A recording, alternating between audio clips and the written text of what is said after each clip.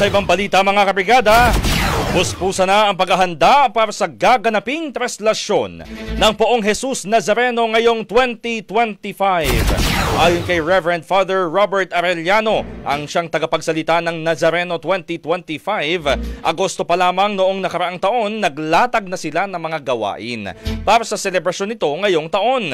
Kaugnay niyan, magpapatupad din ng gun ban at liquor ban sa paligid ng Quiapo mula January 8 hanggang January 10. Dagdag pa rito, nagsimula na rin ang clearing operation sa mga kalsada ang Metropolitan Manila Development Authority o MMDA, kung saan pinagtatanggal ang mga tricycle, pedicab, pati na po ang mga motorsiklo at ang mga nagtitinda sa gilid ng kalsada.